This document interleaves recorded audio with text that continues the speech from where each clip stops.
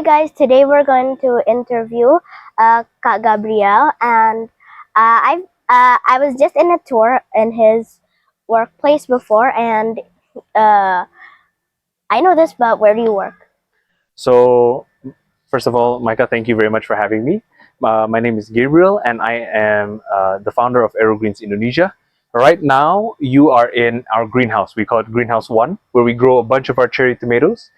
Today, in the farm tour that we did, you got to see how we grow all the varieties of vegetables that we supply our hotels, customers, our restaurants, as well as cafes.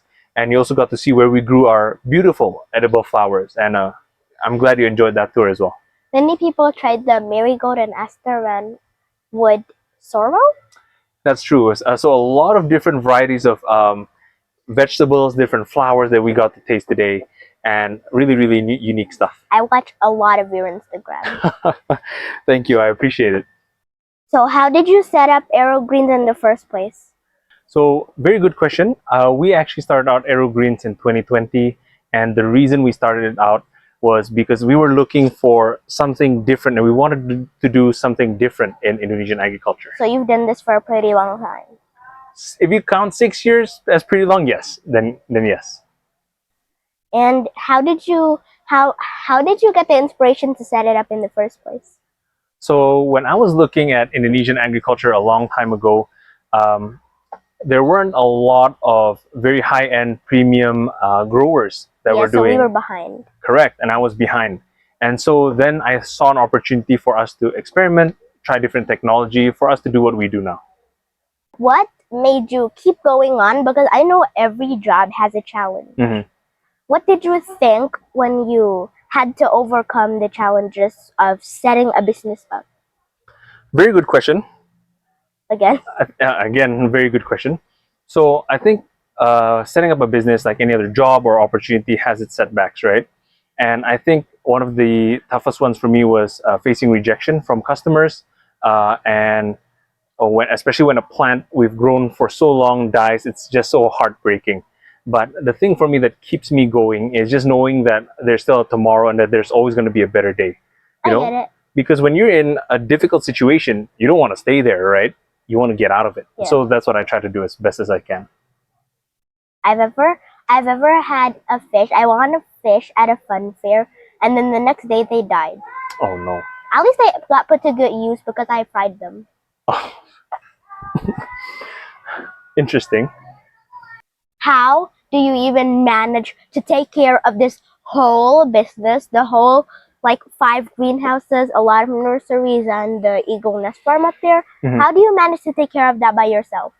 Well, you have to have trusted people. So one of the things that I learned from a lot of great business people overseas and in Indonesia as well is that you have to have a group of trusted individuals that you can give a task, that you can rely on them, and 100% you know that that's going to get done. And that is why I've built my team. Was it hard to build your team? I think it's very difficult. Hiring as a business owner is one of the hardest things to be able to do, because some employees you take on, they work with you for so long, you feel like they're family, then the next day they're gone. So it's definitely challenging, but it's also one of the fun things about running a business. Yeah, it's pretty fun. And what did you do when you first wanted to set up this business? Because you couldn't have gone from scratch to this whole thing, right? Correct. So one of the things that we did was we had to build brick by brick. So the first brick that we did was we developed our own technology. We try to see if that would work or not.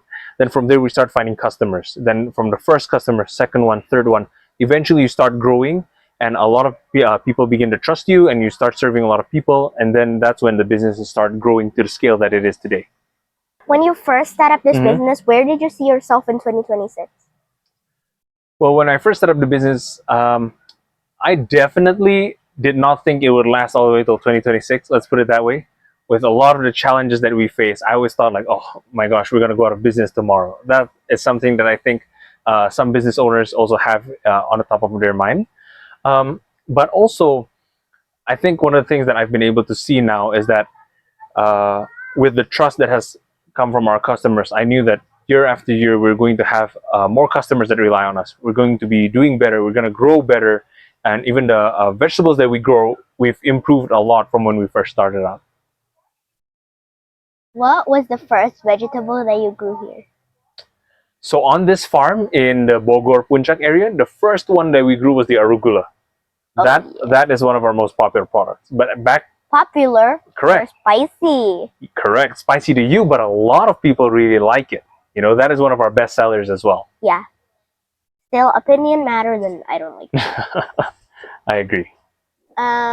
You said you didn't think that this business would last all the way to 2026. How long did you think it would last? And was this just like an experiment to check if this was really you, or did you know that that was your passion and you wanted to go on? So regarding the passion, I knew I definitely wanted to go on. And regarding the how long I thought the business would go on, I don't know. But you always feel towards the back of your mind like, oh, something might go wrong. Oh, this or that might go bad. When I got rejected by my first customer, I thought that was the end of the world. I thought that was it. So to put that into perspective, now we've served over a few hundred customers now, and you know it just keeps me going and doing what we do every single day. Do you actually enjoy this business? Do you think that it's your actual passion and you like it?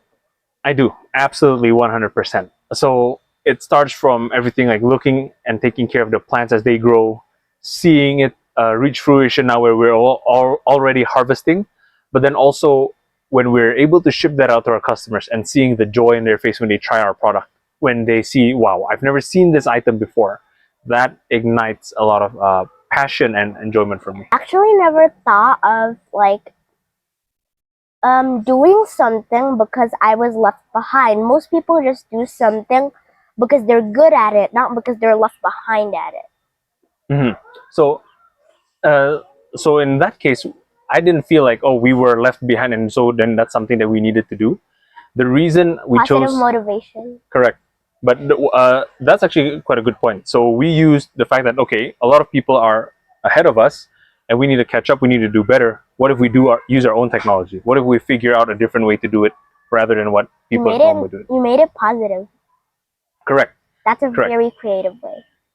correct. So I used one of our when we started out, one of our disadvantages that nobody knew us, that we were very small, that we were starting out, I used that as motivation for us to grow to the scale that we are at now.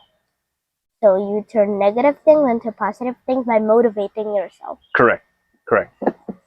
I love how you became like inspired because we were left behind, not because you became inspired because a lot of people around you were good at it.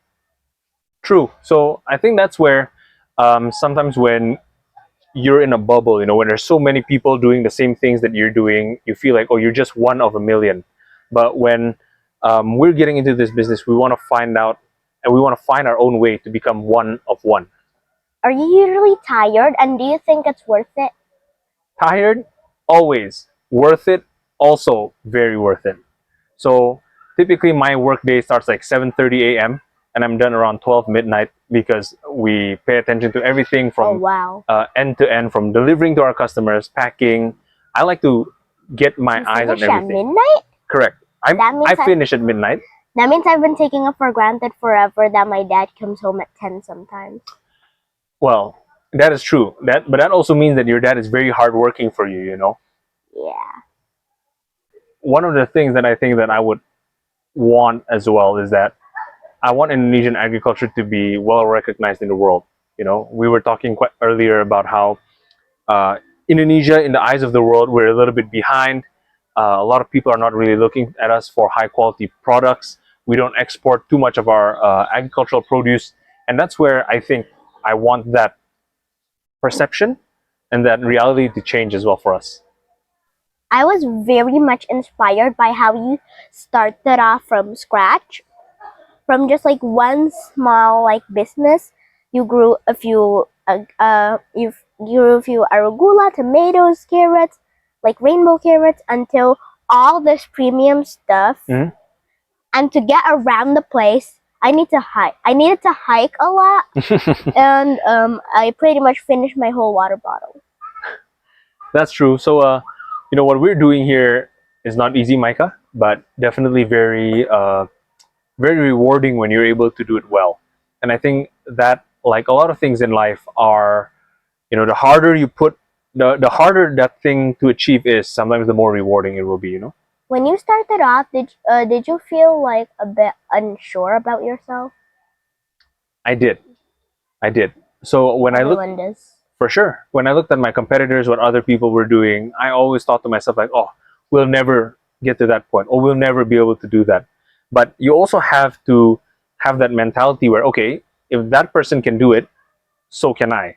And so that switch kind of flicked in my mind, and I was able to use, like what you mentioned before, every setback as positive motivation. Where do you picture yourself? Like, where do you picture yourself? I mean, like, where do you picture yourself in the future? Well, in the future, I see myself hopefully one day as um, someone who's been able to positively impact the Indonesian agriculture sector, especially in terms of fruits and vegetables. This is called horticulture. So in this sector in itself, I think I would want Aerogreens to be well known. But I think for the people around here is I'd like to impact their lives positively as well. That's a really nice dream. And also, the benefits aren't only for yourself, it's also for other people. They get to eat like healthy stuff because Yep. healthy stuff is actually more expensive. Uh, And mom told me that you sell expensive foods with a lower price so that people can still like get it, easy to get it. And so what your mom said is correct. So we do sell a lot of our premium produce here at a more affordable price because these are not imported from overseas. These are grown locally with the methods that we grow it at, but to be able to match the quality that these overseas produce are. it inspires me a lot that I'm able to learn from the experts because I like there are different types of business, and even though there are different types, all of them almost all of them, like most of them, want to do their business for a good reason, right?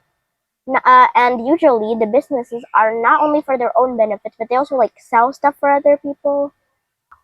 Do you think there are many benefits from selling fruits and vegetables, especially premium ones here? I think for sure. I think number one, looking at it is we're able to help a lot of the farmers here. So the farmers here that work with us, obviously they're paid quite well. They also have a living that they can provide for their family. So that's number one. Number two is premium produce typically taste better and are also healthier. And so whoever is consuming it, they definitely get a lot of benefit from it. And I think number three is with our presence here in Indonesia, Indonesian agriculture, it inspires a lot of farmers as well. And hopefully through your podcast, Maika, we can inspire a lot of other young entrepreneurs as well, to be able to be farmers, to be business people as well. Yeah. So, when you like started the business, were there any problems that you don't have anymore now that your business has already lasted for a long time? Very good question. I think one of the most impactful one is now it's not as difficult to find customers because of the trust in the market that we've built. A lot of our customers are looking for our produce, and also because of word of mouth. So if one chef uses our product, another one comes to his restaurant and asks, "Hey, where do you get your premium produce from?" And he recommends us. Then that's where we're able to acquire and support new customers as well. Yeah, that's nice. Where do you picture how do you want Aerogreens to develop, and where do you picture yourself in 5 more years? Very good question, Micah. So I think for Aerogreens itself, I hope and we're working towards Aerogreens in the next 5 years to be a big national player. We want to be able to support farms, sorry, not farms, restaurants, businesses, families as well, all the way from Sabang sampai Merauke. Right now, we're supporting restaurants in Medan, in Bali, Surabaya, Jogja. We want to be able to do a lot more of that. I think that's the next 5 year goal. But for me personally, I'm always very excited to see where Aerogreens is going. Do you think there's going to be more challenges on the way? For sure. The bigger you get, the more challenges you have, the more complex they become as well. Do you think they're going to be worth it? For sure. It's always worth it. So we always see problems not as roadblocks, but as challenges to unlock the next level, right? Because if you see every single problem that you face as a You need to roadblock, learn something. correct, correct, and that is where I think it's very important to face your fears to be able to push past those difficulties. Yeah. When I was little, I was like afraid of the dark, and my dad told me that if I kept having the lights on in my room, then I would never learn to not be afraid of the dark. Correct, correct. So by facing your fears, by going through those challenges, you became a better person on the other side, right? Yeah. And that's true, like, because if you never actually do something, you're never going to experience it. You're never going to know what it's like. So from the small stuff to the big stuff, there's always challenges, but if you don't face them, you're never going to go anywhere. Correct, correct. Because the things that are worth doing are always the hardest. Yeah. Who was the first person who like supported you when you had those challenges? It's got to be family. It has to be family. You know, it was my mom and my dad. When we were encountering some of our first challenges at Aerogreens, I got their advice on how do I overcome this. You know, and they're the people that I first told my problems to, the challenges to, and because of their experience, they're able to help guide me through it. They don't give me the answers for sure, but they can help me put my mind in a certain position where I would be able to figure out those problems myself. When I was at school and someone couldn't do the thing, someone else wanted to help them. And the teacher said, "Don't tell them the answers, just give them clues. They're never going to learn anything if you tell them the answer." That's correct. That's a very good teacher. Speaking of teaching, do you want to teach or inspire other farms and businesses who start out small, seeing nothing in their minds, but ends up with a big place to work? I think for sure, like that's one of the reasons I do what I do, so that the people that come after me, they can also be inspired, and they can even do things better than I can. And I think that is one of the interesting things about entrepreneurship. I hope they're going to be from Indonesia. I hope so too. I hope so too. But even though if we get to inspire people from other countries, it would still be a great achievement. I agree. I agree. When you do something, there's got to be challenges. But how do you? But there are like ways to go through it. You just crash through it. You go left. You go left. You go right. You go over it. You crawl under it. And there's got to be different ways to overcome those challenges. Was it hard to choose between these ways when you had challenges? Interesting question. That's something that I've also learned over time, is that you can't solve every challenge just by pushing through it. Like, it doesn't work that way. Like, if it's a door, if it's a locked door, sometimes you have to look and see, are the windows open? Is there something that you can do differently, right? So I would consider every single option first before I choose the best one and focus on that. You can always find different solutions to different problems as well. But that's where I think, as a young person like yourself, Maika, you want Some to... solutions can be blocked, right?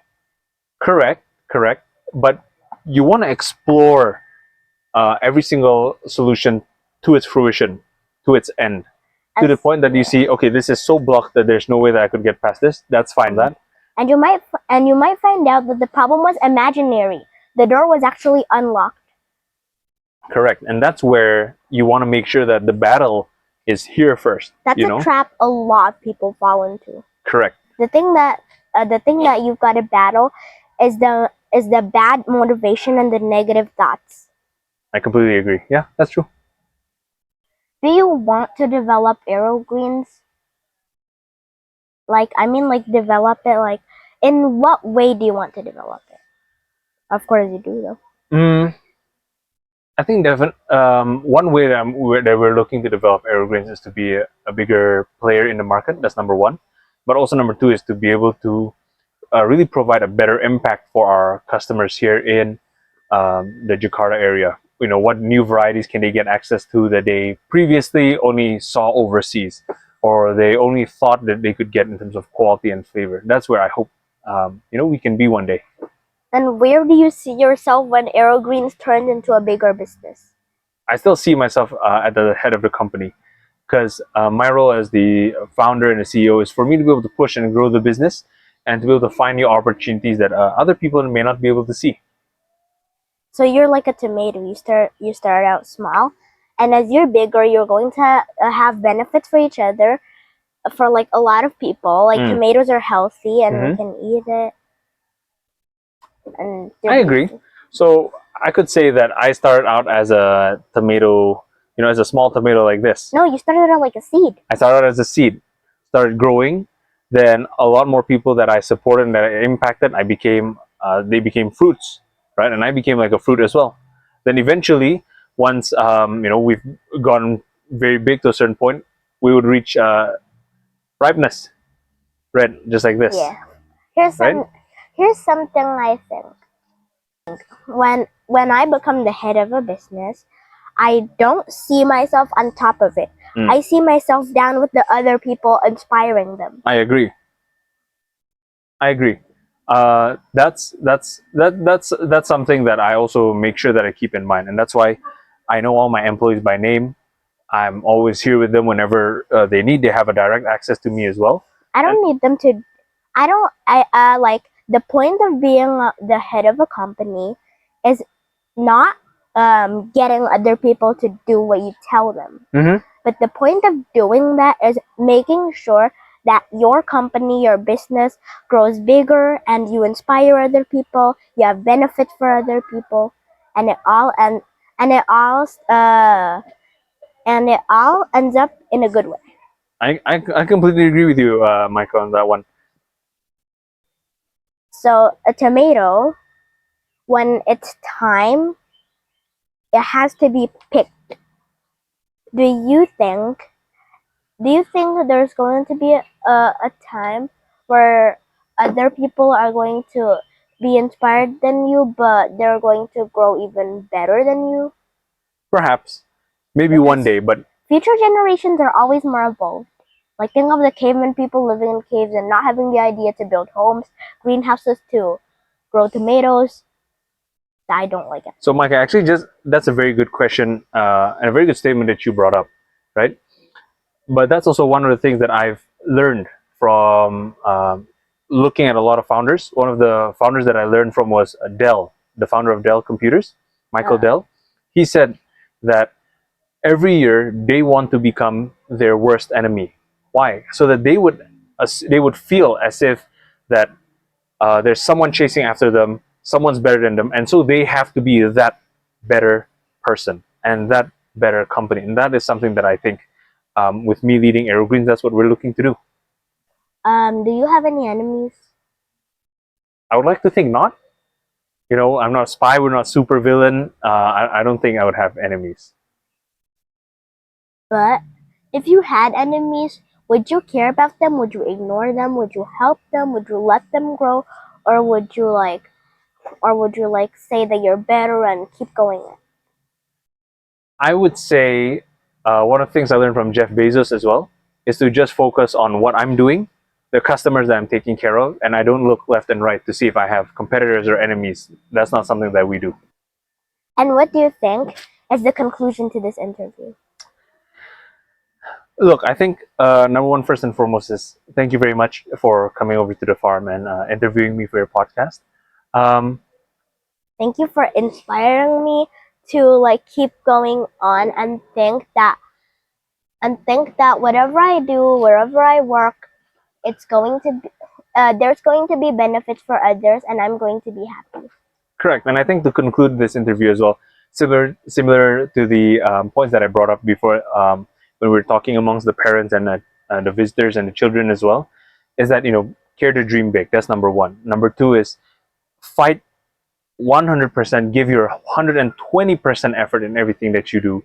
And number three, I think, is learn as well from your parents and people before you that have done what you've done or are at the position that you want to be at one day. Have your parents ever told you to do something and you think it doesn't make sense, but years later you're like, oh yeah, that actually makes sense? Quite often, several times that has happened as well. And typically, they like to joke with an "I told you so," but I completely agree with them. When I was little, my parents told me don't jump on the water puddles on the floor, but I kept jumping in them, and one day I fell I slept and realized I should have been right. That's why. Because I hit myself in the butt and I was like, oh yeah, that's true. See, that's where we have to trust our parents. You know, they've lived a much longer life than we have. They've gone through a lot more things than we have, perhaps a bit differently. It doesn't always mean that though. Correct. Maybe someday you can inspire them. That is true. That is true. That's completely true. Or maybe you already have in some ways. Perhaps as well. But that's where us as kids, you know, we're bound by duty to also listen to them to a certain extent. And there's a lot of things we can learn. All right, Maika? Thank you for agreeing to be in my podcast, by the way. It is my great pleasure. And thank you very much for interviewing me.